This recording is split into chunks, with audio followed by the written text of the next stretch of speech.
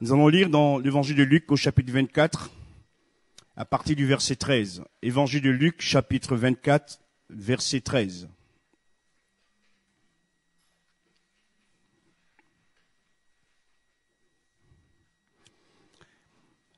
Et voici ce même jour, 2 disciples allaient à un village nommé Emmaüs, éloigné de Jérusalem d'environ 11 kilomètres.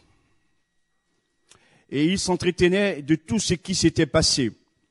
Pendant qu'ils parlaient et discutaient, Jésus s'approcha et fit route avec eux. Jésus s'approcha et fit route avec eux. Mais leurs yeux étaient empêchés de le reconnaître. Il leur dit, « De quoi vous entretenez-vous en marchant ?» Et ils s'arrêtèrent, l'air attristé. L'un d'eux, nommé Cléopas, lui répondit, « Es-tu le seul qui, séjournant à Jérusalem, ne sache pas ce qui y est arrivé ces jours-ci ?» Quoi, leur dit Jésus. Et ils lui répondirent, « Ce qui est arrivé au sujet de Jésus de Nazareth, qui était un prophète puissant, en œuvre et en parole, devant Dieu et devant tout le peuple. Et comment les principaux sacrificateurs et nos magistrats l'ont livré pour le faire condamner à mort et l'ont crucifié. Nous espérions que ce serait lui qui délivrerait Israël. Mais avec tout cela, voici le 3e jour que ces choses se sont passées et nous ne voyons rien encore, il veut le dire. Il est vrai que quelques femmes d'entre nous nous ont fort étonnés, s'étant rendues de grand matin au sépulcre. Et n'ayant pas trouvé son corps, elles sont venues dire que des anges leur sont apparus et ont annoncé qu'il est vivant. Quelques-uns de ceux qui étaient avec nous sont allés au tombeau et ils ont trouvé les choses comme les femmes l'avaient dit. Mais lui, ils ne l'ont point vu. Ô homme sans intelligence et dont le cœur est lent à croire tout ce qu'ont dit les prophètes, ne fallait-il pas que le Christ souffre ces choses et qu'il entre dans sa gloire? Et commençant par Moïse et par tous les prophètes, il leur expliqua dans toutes les Écritures ce qui le concernait. Lorsqu'ils furent près du village où ils allaient, il parut vouloir aller plus loin. Mais ils le pressèrent en disant, « Reste avec nous, car le soir approche. Le jour est sur son déclin. » Et il entra pour rester avec eux. Pendant qu'il était à table avec eux, il prit le pain et, après avoir rendu grâce, il le rompit et le leur donna. Alors, leurs yeux s'ouvrirent et ils le reconnurent. Mais il disparut de devant eux et ils se dirent l'un à l'autre, « Notre cœur ne brûlait-il pas au-dedans de nous lorsqu'il nous parlait en chemin et nous expliquait les Écritures ?» Se levant à l'heure même, ils retournèrent à Jérusalem et ils trouvèrent les 11 et ceux qui étaient avec eux assemblés et dirent, « Le Seigneur est réellement ressuscité. » Et il est apparu à Simon et ils racontèrent ce qui leur était arrivé en chemin et comment il l'avait reconnu au moment où il rompit le pain. Amen. Le titre du message de ce matin, dépassons notre passé, ou sortons de notre passé. S'il est vrai que le passé doit être pris en compte dans nos vies, il y a des moments où certains événements sont pour nous difficiles et peuvent empoisonner notre vie, notre existence. Et c'est la raison pour laquelle il faut savoir dépasser ce passé qui nous rend prisonniers, nous arrête et nous empêche d'avancer. Et j'ai pris ce texte que le Seigneur m'a mis dans le cœur pour partager avec vous par rapport à certaines choses où certains frères ou certaines sœurs sont aujourd'hui confrontés à cette question où il ne faut pas rester dans le passé. Il faut savoir aussi demander à Dieu de nous aider à dépasser le passé et pour avancer. Alléluia. D'abord, il est dit que Jésus est ressuscité. Des femmes ont été témoins de sa résurrection. Et ce même jour de résurrection, on va dire pour nous dimanche, c'est là que se déroule cette scène que je viens de vous lire, ou cette histoire, pour être plus précis. Et il y a donc deux disciples de Jésus. L'un des deux est nommé Cléopas, l'autre on ne connaît pas son nom, mais ça n'a pas d'importance. Et alors qu'ils avaient quitté Jérusalem, ils se dirigeaient vers Emmaüs. Et ils s'entretenaient de quoi? Ils s'entretenaient de ce qui s'était passé à Jérusalem. Ils s'entretenaient du passé. Du passé. Et lorsqu'on est dans cet état d'esprit, frères et sœurs, on a du mal à voir l'avenir. Parce que dans ce passé, ils ont vu leur maître mourir. Ils ont vu Jésus crucifié. Et ils n'ont pas été encore témoins de sa résurrection. Jésus est ressuscité, mais ils ne l'ont pas encore vu. Et ils restent dans cette information première de la crucifixion de Jésus. Et des fois, nous aussi, nous sommes comme pris en tenaille, emprisonnés par une information douloureuse, dans laquelle nous ne sortons pas. Et pour nous, cette information douloureuse va déterminer notre avenir. Combien au sein du peuple de Dieu sont comme ces deux disciples? Des hommes et des femmes, des croyants, qui passent leur temps en s'entretenir du passé douloureux. Bien sûr, c'est une réalité, Jésus a été crucifié. Bien sûr que Jésus est mort. Bien sûr que vous souffrez. Bien sûr qu'il y a des choses qui sont difficilement acceptables dans votre vie. Mais ce n'est pas en vous enfermant dans ce passé que vous allez pouvoir avancer.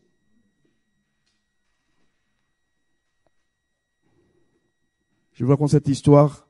Elle est douloureuse, mais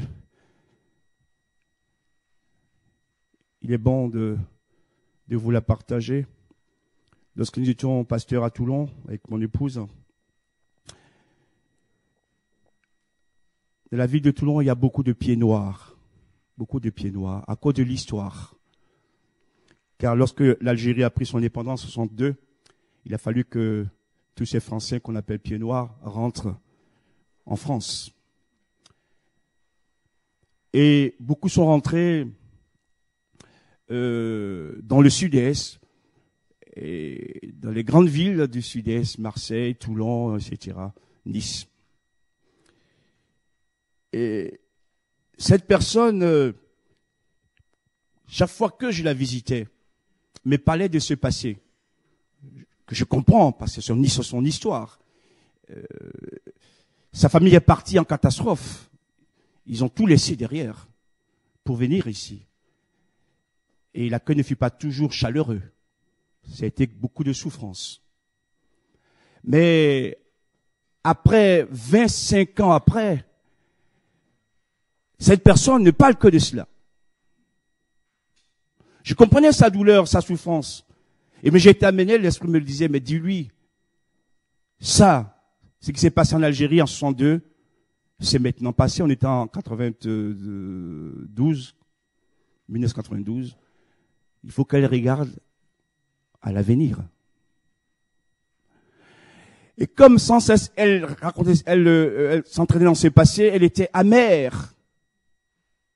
Pourtant, elle est convertie, elle connaît le Seigneur, mais cette histoire la brûlait et l'empoisonnait également. Mais combien d'entre nous aussi, qui sommes convertis depuis des années, nous laissons certaines histoires brûler notre âme? Sans cesse. On ressort le même événement. Même en plein repas de famille, ça ressort. Et ça casse tout. Il y a des moments où il faut savoir dépasser le passé. Amen. Christ est mort à la croix, mais 3 jours après, il est ressuscité. Christ est vivant. Christ est vivant. Et ce matin, l'Esprit de Dieu me dit de vous dire ces choses parce que plusieurs sont comme enchaînés Vous voulez voir la victoire de Dieu, vous voulez voir la grandeur de Dieu, la puissance de Dieu. Même des fois, on prie, on parle de Dieu en confessant sa puissance, mais on est lié par ce passé qui nous empêche d'avancer. Ce matin, ma prière, c'est que Dieu brise toutes ces chaînes dans nos vies pour que nous soyons libérés. Bien sûr, on a eu mal. Bien sûr, on a souffert. Mais la vie ne s'arrête pas là. Il faut continuer. Amen. Il faut continuer. Et oui, il faut continuer. Il s'entraînait du passé. Il parlait sans cesse de ces choses. Et même ils en discutaient. Voilà. Et cela va les rendre tristes. Ils deviennent tristes. Quand on parle de ces choses douloureuses, ça va pas nous rendre joyeux. On est triste. Et c'est pas dans la tristesse qu'on va pouvoir avoir la victoire. Et ce matin, je prie pour que le Seigneur vienne nous aider, frères et sœurs. D'où vient cette tristesse qu'on trouve dans la vie de ces enfants de Dieu? Mais parce que vous avez votre regard fixé sur le passé. Et ça vous rend triste. Ça vous rend triste. On a tous des histoires douloureuses, hein. Mais à un moment donné, il faut savoir surmonter le passé. Il faut savoir dépasser le passé. Et j'aimerais dire une chose aussi. Il faut savoir accorder le pardon pour qu'on soit libéré. Alléluia. Ah oui. C'est quoi ces chrétiens-là qui ne savent pas pardonner? Seigneur Jésus. Jésus, pardonne-moi, je suis un pécheur et toi tu pardonnes pas aux autres.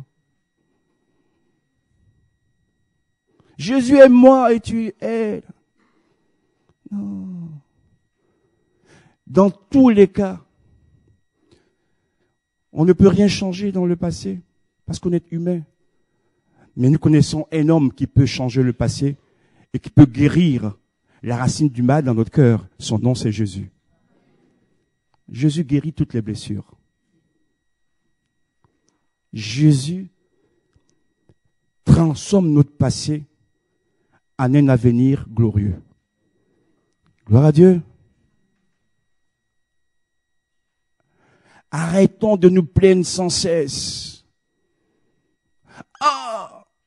Si mon oncle n'avait pas fait cela, si ma tante n'avait pas été méchante, si ils ont été comme tu le dis, mais c'est le passé. Il faut que tu avances. Je vous en prie, frères et sœurs, les temps sont comptés, Jésus revient bientôt. Comment veux-tu être un instrument entre les mains de Dieu quand toi-même tu es enchaîné de partout? Que ce matin, le Seigneur brise nos chaînes. Amen. Pour que nous soyons entre ses mains des hommes et des femmes de Dieu qui témoignons de son amour et de sa grâce. Oui, j'ai souffert dans le passé, mais un jour, Jésus m'a délivré. Alléluia. Et qu'on avance avec lui. Et pendant qu'il parlait et discutait, il a dit que Jésus fit route avec eux. Il parlait d'une personne qu'ils avaient aimée, qu'ils avaient suivie. Et l'humour de Dieu ici, c'est que cette personne dont il parle, c'est lui qui est là à leur côté et qui marche avec eux. Et des fois, nous aussi, nous avons des histoires. Et nous en parlons avec nos amis, nos frères et nos sœurs. Et nous parlons de Dieu ou de Jésus, alors qu'il est à nos côtés. Mais on ne le voit pas. On parle de Jésus sans savoir qu'il est avec nous. Vous savez le don que nous avons donné ce matin? Jésus dit que certaines personnes le suivent de loin. Mais c'est comme ça. Quand tu es de loin, tu n'as pas trop la bonne vision. Mais quand tu t'y rapproches de lui, tu verras mieux les choses. Alléluia. Il parlait de Jésus. Jésus était présent, mais ils ne le voyaient pas. Pourquoi ne le voyaient-ils pas? À cause de ce qu'ils étaient engouffrés dans la tristesse et dans leurs problèmes. Lorsqu'on regarde uniquement nos problèmes et nos souffrances, on ne peut plus voir Jésus. Nos problèmes prennent le pas sur notre vie. Il faut savoir aussi comprendre que le plus important, même s'il ne faut pas le minimiser, ce n'est pas de se concentrer sur ses problèmes, mais c'est de savoir que Jésus est à nos côtés pour nous aider. C'est lui qu'il faut regarder et c'est lui qu'il faut voir. Quelles que soient nos histoires du passé, Jésus est toujours là avec nous. Jésus sera encore avec nous aujourd'hui et demain. Et ce qu'il faut comprendre, donc, c'est de regarder à lui. Mais comme ils étaient tellement dans la tristesse, ils ne le voyaient pas, ils ne l'ont même pas reconnu. Mais ce que j'aime avec Dieu, c'est que, contrairement à nous qui vont juger et condamner, Jésus fit route avec eux. Wow. Même s'ils n'ont pas saisi sa présence, il est là avec eux et il fait route avec eux. Amen. Si tu ne le vois pas, si je ne le vois pas, je m'aurais été dit de la part de Dieu que Dieu, en Jésus, fait route avec nous. C'est-à-dire qu'il est aussi dans le chemin que nous passons. On n'est pas seul, il est avec nous. Et des fois, nous pensons que nous sommes tout seuls. Non, Jésus est là. Mais il va intervenir à son moment. C'est ça la grande sagesse de Dieu. Il est là avec eux, il marche, et dans un premier temps, il ne dit rien, il les écoute. Leurs yeux étaient empêchés de voir Jésus, mais Jésus, lui, les voyait. Pour vous dire aussi que même si nos yeux sont empêchés de le voir, Jésus, lui, nous voit dans nos problèmes. Il nous voit dans nos situations présentes. Et il a une solution pour notre vie. Et d'abord, dans un premier temps, il nous laisse faire. Parce que Dieu n'est pas celui qui va s'imposer à nous. Et Jésus va voir qu'ils étaient dans une profonde déception, une profonde tristesse. Ils s'attendaient à une grande délivrance d'Israël et ce fut pas le cas. Jésus est mort, Jésus est ressuscité. Ils sont pas au courant de cette résurrection. Et il va leur dire, mais de quoi vous vous entretenez? Et ils vont lui dire, mais presque d'où sors-tu? Es-tu le seul à Jérusalem qui ne sait pas ce qui est arrivé à Jésus de Nazareth? Frères et sœurs, essayons d'être dans cette histoire. Les disciples parlent de Jésus à Jésus en disant qu'il est le seul qui ne sait pas ce qui s'est passé. Wow. J'aimerais vous ouvrir un peu aussi l'esprit. Des fois dans nos prières, il y a certaines de nos prières, on a l'impression que Dieu n'est pas au courant. Mais il n'est pas au courant. Seigneur, au cas où tu n'es pas au courant, je vais te dire que j'ai vécu ça. Mais il est là. On parle de lui, on dit des choses sur lui, et on n'est pas conscient qu'il est là présent. Il est le seul qui ne sait pas ce qui se passe à Jérusalem. Comme on peut dire aussi deux fois, Jésus est le seul qui sait pas ce qui se passe dans ma vie. Tout le monde le sait dans le village, sauf Jésus qui n'est pas au courant. Non, Jésus, il sait tout, il est Dieu. Jésus est Dieu. Mais Jésus n'est pas un voyeur. Jésus, il agit toujours en son temps. Et Jésus vient nous apporter sa délivrance et sa guérison à son heure. Amen. Parce que sa grâce est toujours là pour nous accompagner. Ce qui est arrivé à Jésus de Nazareth, il va quand même confesser qu'il était un prophète, qu'il était puissant en parole et en œuvre. Ça, ils le reconnaissent. Ils vont dire qu'ils espéraient que ce serait lui qui délivrerait Israël. Ils avaient une espérance. Et cette espérance, d'après eux, ne s'est pas concrétisée. Ce qui fait qu'ils sont dans la déception. Les espérances dessus. Finalement, ils avaient un plan à leur niveau. C'est que Israël étant sous occupation romaine, Jésus, le Messie, devrait vaincre les Romains.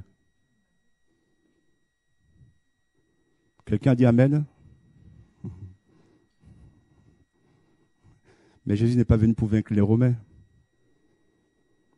Jésus est venu pour vaincre la mort. Amen? Eh oui, c'est pas les Romains. C'est pas les Anglais, les Américains, etc. Jésus est venu pour vaincre la mort. Il vient pas pour combattre les hommes. Est-ce que j'aimerais vous montrer aussi par cette parole? Des fois, nos combats sont des combats humains.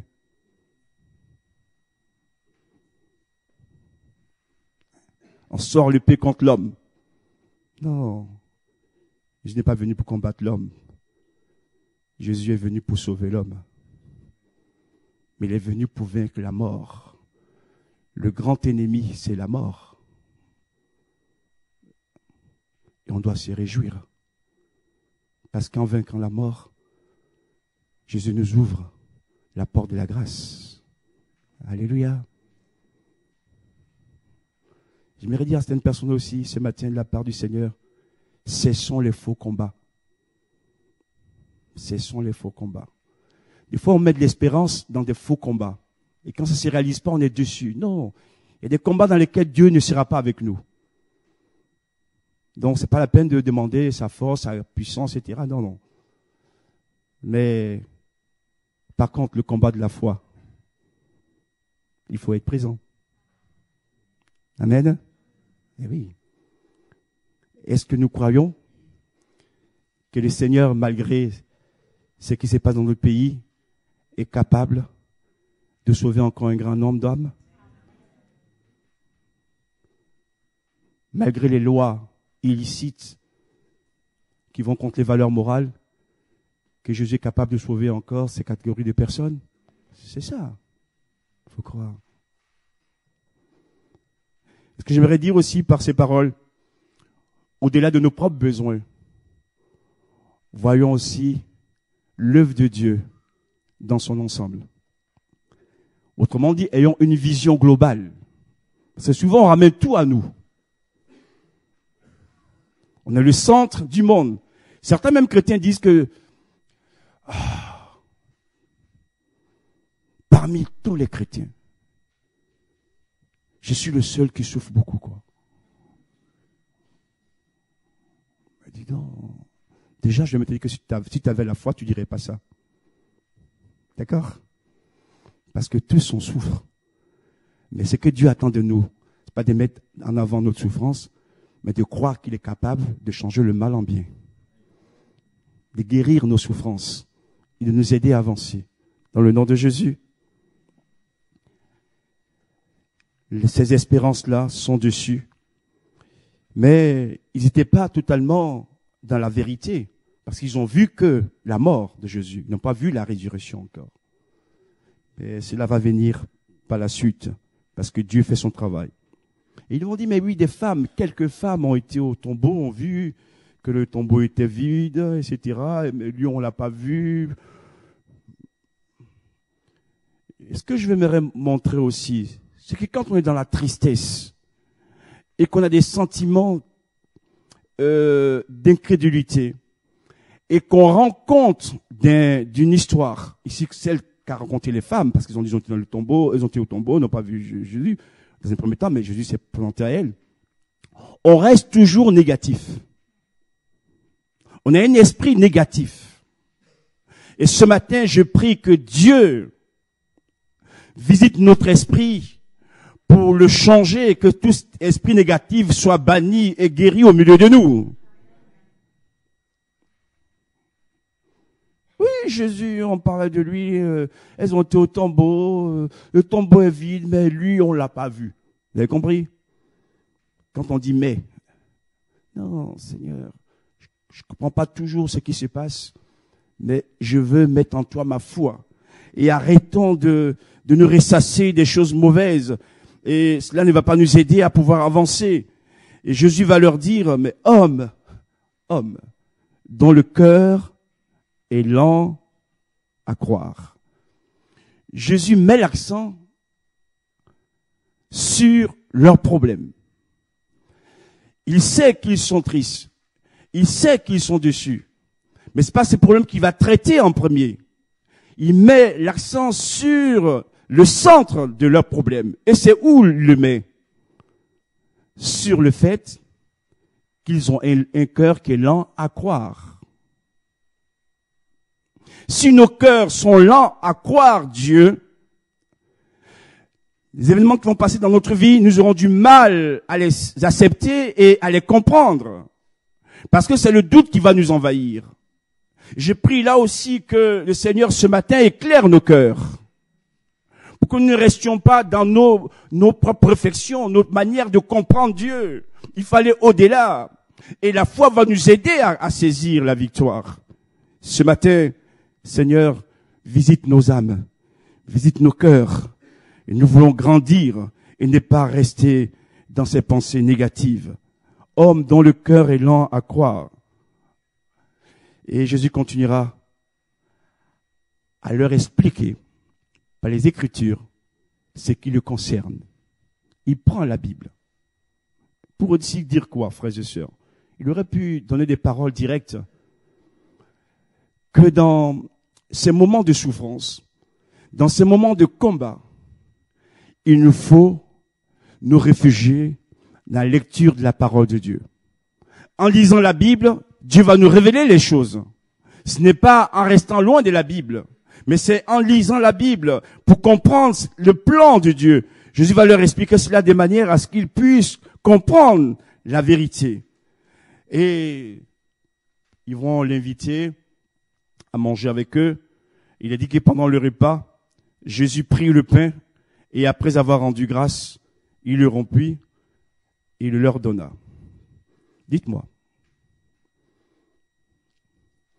voyant leur souffrance, sachant quel est l'état de leur âme, Jésus aurait pu, dès le départ, se révéler à eux pour dire que ainsi, votre souffrance va s'arrêter. Mais qu'est-ce qu'il fait?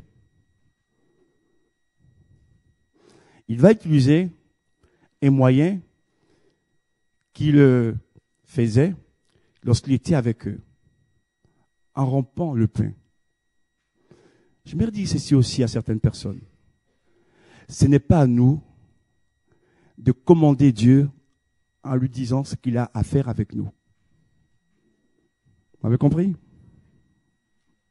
Quelle que soit ta souffrance, c'est pas toi de décider comment Dieu va agir. Dieu agit comme il veut. Et il va les laisser dans leur état dans un premier temps. Et il va se montrer à eux en rompant le pain. Il aurait pu leur dire, mais c'est moi dont vous parlez. Je suis là avec vous, ne me voyez pas. Au moment où ils le reconnaissent parce que ils voient l'acte, le geste que Jésus a fait, qu'est-ce qui se passe? Il disparaît. Ah, nous, on aurait dit, mais Seigneur, reste avec nous physiquement. Ce serait bien qu'on te touche quand même un peu. Non. Jésus disparaît, mais ils ont reçu la réponse. Gloire à Dieu. Leurs yeux qui étaient fermés, ce sont...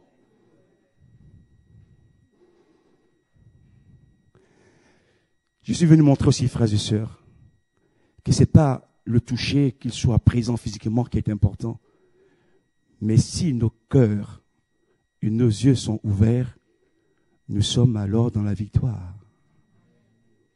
Amen. Si tes yeux sont fermés, si ton cœur est fermé, tu seras toujours prisonnier de ton passé. Mais si ton cœur est ouvert et que tes yeux sont ouverts, alors tu vas voir l'avenir avec la vision de Dieu. Amen. Et qu'est-ce qu'ils vont dire? Il y a quelques instants, quelques heures, je l'ai dit plus tôt, ils doutaient. Et quand ils ont vu l'action de Jésus, l'action de Dieu, ils vont confesser, ils vont retourner à Jérusalem, et ils vont dire, le Seigneur est réellement ressuscité. Comme je vous l'ai dit, le plus important ici, c'est pas tant leur problème, mais c'était la résurrection de Jésus, la mort et la résurrection de Jésus. Il fallait qu'ils confessent que Jésus est ressuscité. Et ce matin, j'aimerais dire, quel que soit notre passé, quels que soient les souvenirs douloureux, nous voulons confesser que Jésus est ressuscité pour nous donner la vie. Jésus est ressuscité pour nous donner la guérison. Jésus est ressuscité pour nous restaurer, nous relever. Alléluia. Et la résurrection, c'est la vie qui commence. Une nouvelle vie qui commence. Alléluia. Seigneur, merci pour ta parole. Et à toi revient toute la gloire. Amen.